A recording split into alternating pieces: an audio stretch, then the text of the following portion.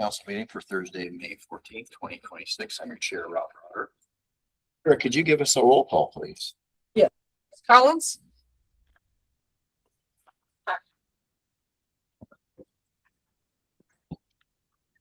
Spread. I think Chris was going to get on virtually, he said. Jeff Miller, Here. Shane McSheehy, Mike Bryant, Mike Bryant's here. Eric Daw, or Tom Berger, Tom Berger's here. Lynn Tazioli, Lynn is here. Josh Duden. Here.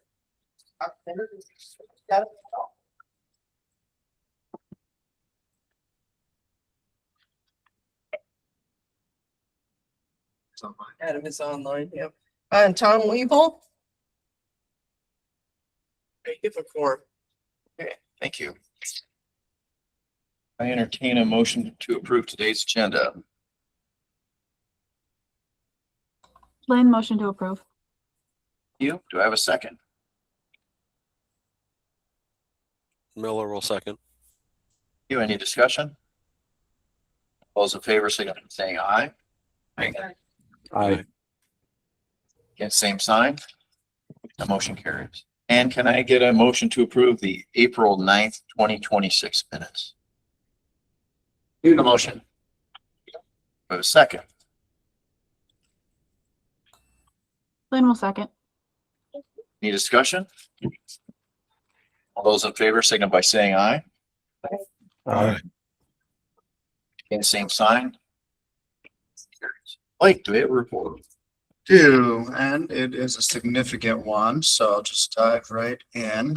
We will start with the Q3 financials. And this covers the months of January through March.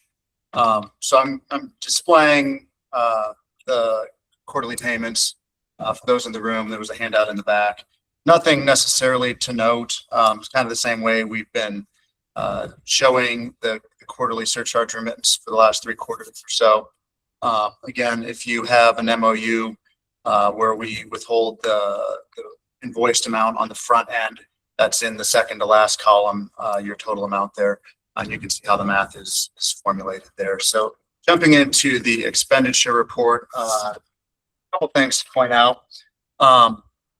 If you've paid attention at all over through the past expenditure reports of the previous quarters, you would have noticed a fairly significant drop in prepaid card revenue.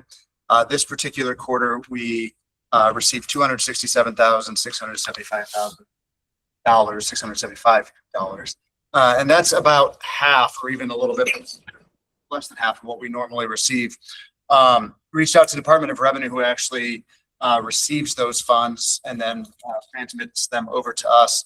And they had reached out to do some fact finding as well. And the story we had there is one of the big box stores did an expenditure correction that they had over remitted over the past number of years.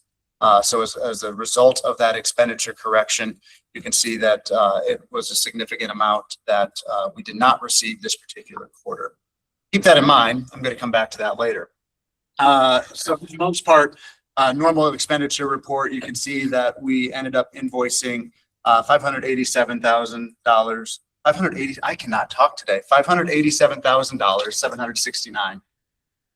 $587,769. There we go.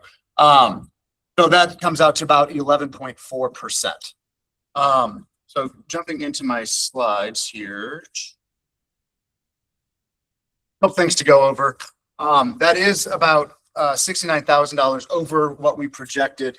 We projected a lower amount.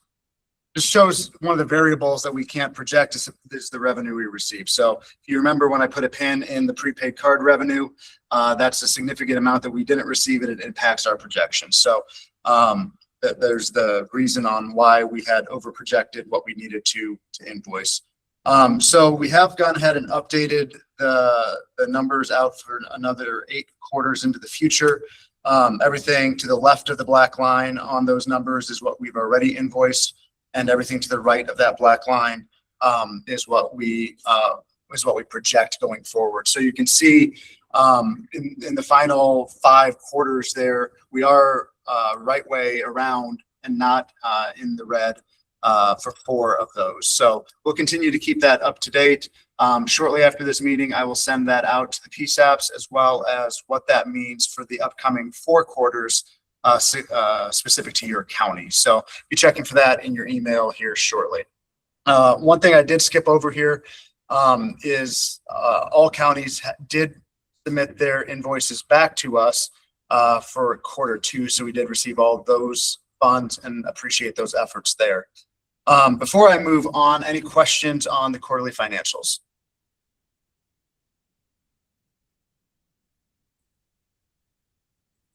Okay, not hearing any, I will continue. The last bullet there is the legislative update.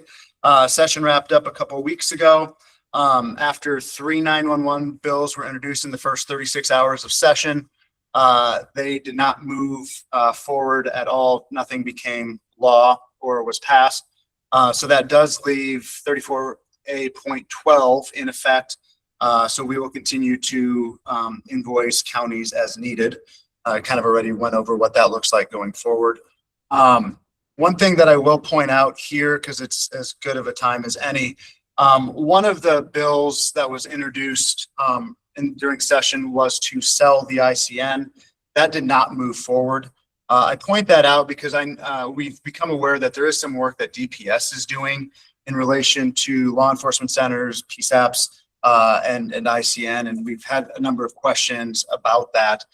It does not impact 911 calls at all. So our message is don't touch ICN equipment. ICN is not going away. 911 calls will be continued to be transmitted over the ICN. So regardless of the DPS project, there's really no change from the 911 perspective on what they're doing. It's totally separate. So if you hear of that, if your county IT comes to you and has questions, again, the net result of that project is no impact on 911. You'll continue to receive your calls over the ICN. Any questions on that before I move on? Says she's paid to be let in. Yeah.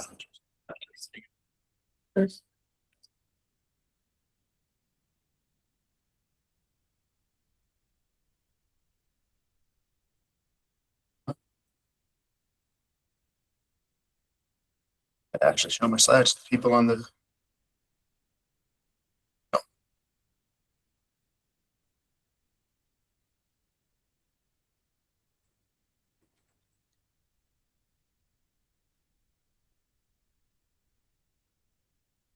All right.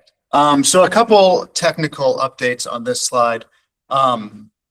We have been working towards moving our West Des Moines data center to Raleigh, North Carolina for a number of months. If you remember, we had an initial kickoff call with the counties back in September. So we have continued to make good progress there. We have to be out of the West Des Moines data center by the end of June. A number of carriers are already passing their wireless traffic from Raleigh all the way through to PSAPs. As part of that process, we've asked CPE providers to update IP addresses, and that's kind of the big step to make sure that your call handling continues to receive 911 calls from both data centers. So the column on the right here is where we stand with the progress on those call handling vendors.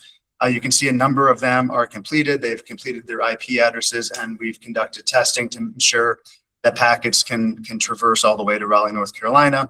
And then the bottom two, Central Square is still actively working. We don't have a lot of action out of the Viper product. So we're continuing conversations to make sure that we try to meet deadlines there. But if you have a Viper call handling, you might want to touch base with me. You might want to touch base with your customer service representative. Probably need to get moving on that progress, or you will be single-sided through the Davenport data center, which puts your PSAP at risk of not receiving 911 calls should there be any maintenance or outage related to the Davenport data center. Additionally, separate from the data center moves, we've been talking about next-gen 911 transition. And this is specific to carriers and how we receive their 911 traffic in an IP format. For those that have been paying attention, this really ties into the FCC's regulations regarding next gen 911 transition. So we have worked with the ICN and we've worked with the Iowa Communication Alliance, who represents a number of the rural telephone companies in Iowa, to develop where those points of ingress can be, where we can receive those calls statewide for IP traffic. So we anticipate, and we're shooting for September, being ready to indicate our phase one readiness. Basically, the infrastructure is needed, or infrastructure is in place to be able to receive that IP traffic. And that starts a clock. And again, that's spelled out in the FCC regulations. It provides the national carrier 6 months to deliver their traffic to those points, and it provides rural LECs or non-nationwide carriers 12 months to deliver their 911 traffic to those points. So in working again with the carriers and with the ICN, we have developed those points of ingress. This effectively replaces the legacy selective routers that comes in TDM or analog, and again, replaces it with more modern infrastructure. So what you see here is really more geared towards telephone companies that might be watching and learning this or seeing this. The purple dots there are the primary points of ingress. We are going to ask that you have at least one connection to one of those primary points of ingress.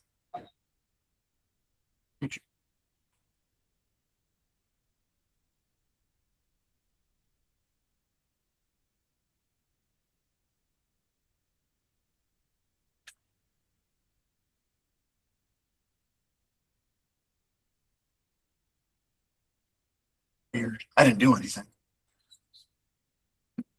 Okay. And then the secondary points are what basically what it sounds like, a second point of interconnectivity to so again, especially for the rural telephone companies in Iowa, I don't think this will be the first time you've seen it, but wanted to kind of get it on the record, throw it out to those who might be in attendance of the 911 Council. And again, the timeline for this is to have this infrastructure in place in September, which starts the 6 or 12-month clock for carriers to get their traffic there. Any questions on any of the technical information I've provided?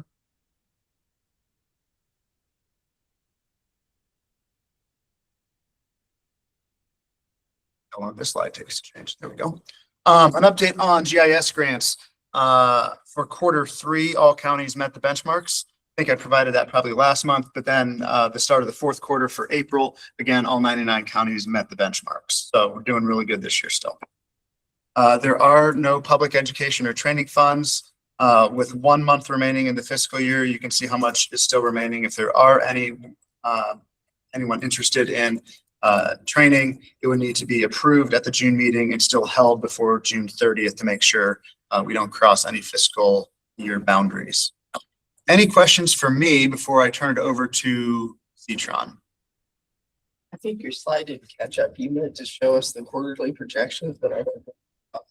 I put that back on there and just give a quick narrative again. So everything to the left of the thicker black line has already been invoiced. So those are actual numbers.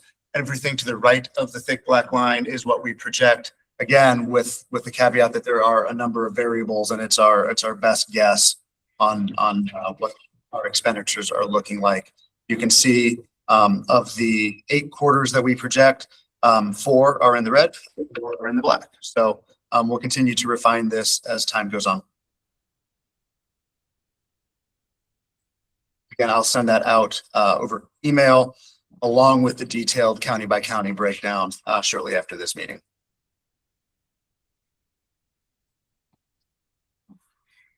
And Lynn from Zetron, if you're on. Yes, I am. Can you hear me? Yep. Excellent. Program updates for Iowa Shared Services. Benton County and Monroe County signed up last month. We have deployments coming up later this year. The user group that we had on April 22nd after APCO and NENA was a great success. I appreciate all the people that supported it and all the people that attended. Hope it was beneficial for everyone else as well. If you have any feedback or suggestions, please send those directly to marie.carlson@zprod.com. Next slide, please. This is what the new map looks like with Benton and Monroe showing as pending. Next slide, please.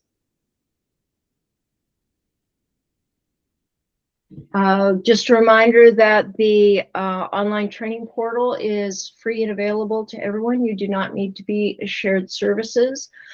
For May, they have added a course for activities to support Mental Health Awareness Month. There's a May calendar. There's some self-care checklists and resources for Aponita and 988. If you want to get access to those and not sure how, or you want to sign up, please email christyw@motivations.com. Got the new stats there for the training use since last month. We did see a big uptick after the user group conference. 200 additional courses have been enrolled and 300 courses have been completed. So I'm glad people are getting used with it. Next slide, please. That's it for me, unless there's any questions. And just as an add-on comment, we will have a training application to approve next month for maintaining the online training portal starting in July. As a reminder, we've kind of been doing that in 6-month increments, so that time is up again. To make sure there's no lapse, we'll get that fully approved in June, so it's up and running July 1. Any other questions for myself or Lynn? All right, I'll turn it back over to you, Mr. Chair. Okay, thank you. As mentioned, we don't have any training fund requests. Reports from officers. Is there any technical advisories? Okay, not hearing any. Get an update on Iowa Statewide Interoperable Communication System Board. Ms. Nichols. Yes, thank you very much, Chair. Good morning, everyone. Just a few things to report. We had our COMEX in conjunction with the fire partners over in the Lost Hills. That was a very successful event. The mobile command was there for all 5 days, and we had rotating evaluators and trainees in and out. A lot was accomplished there. I think we completed passbooks for 19 people and 11 were completed. I just want to say thank you to everyone who took a part in that. It was a long week, but it was fun, and agencies sent their folks not only to get checked off, but to volunteer and assist. So that was wonderful. The only other thing I have to mention for this group is that we're planning or working to plan an INTD. Should be held in Carroll County, probably early or mid-fall. Waiting to get that scoped out. And this month in the RIC meetings, we'll be talking about patching. All I have. Thank you. Any questions? Can we get an update from U.S. Department of Homeland Security, Cybersecurity and Infrastructure Security Agency, Mr. Myers? Yes, thank you, Mr. Chair. Appreciate the time today and appreciate everybody's patience with the hiatus over the last couple of months. It's good to be back. So we'll go ahead and roll into the slides today. We're going to have a new initiative here. It is called CI Fortify. And the branding behind this kind of covers up similar efforts in the past to make sure that our infrastructure is secure. This takes on a slightly different spin, though. It talks about those important systems we have and we rely on for communications, but it also takes it a step further now and says, how long can your system survive if they were to lose internet access? Just think about that for a second, how your systems function, what you need to in order to do your job. Can those systems function without internet access for an extended period of time? In some cases, that answer may be yes. In some cases, that answer may be no. And if that answer is no, it kind of comes down to those processes of how do you get that thing to work for a long period of time? Or if that is not an option, What are your other potential backhaul capabilities to make sure those systems continue to live? Some things are relatively close networks, others are not. As CISA, we fully acknowledge that there are some systems that absolutely need internet connections to function the way that they're designed to, especially in a public safety setting.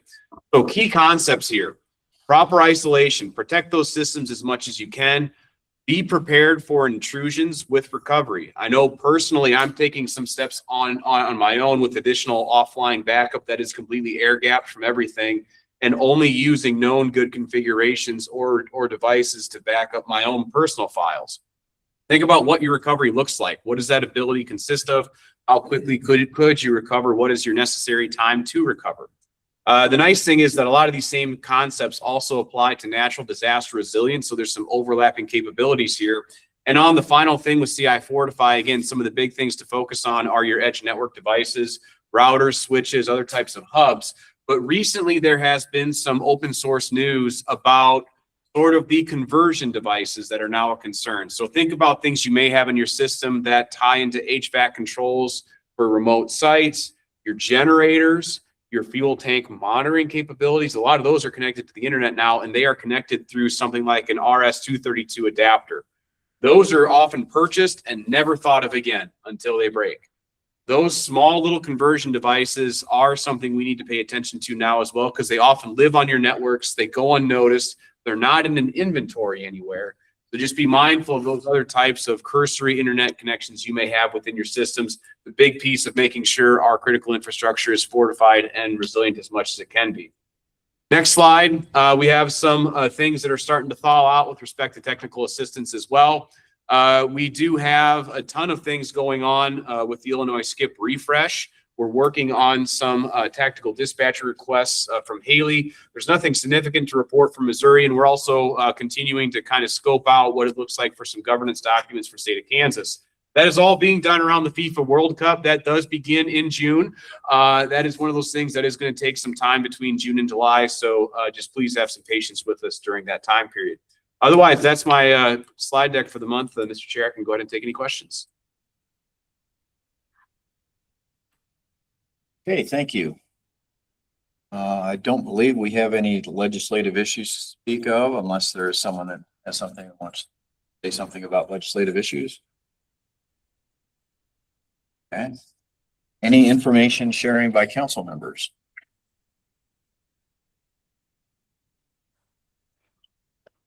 Okay, we don't have any unfinished business, new business, or travel requests. Do we have any business from the floor? The folks in this room? Anything from our virtual participants? Hearing none, just an announcement for me. This is my last meeting here. As some of you might know, I'm going on to other things here, and that's probably going to happen within the next month, or at least before our next meeting.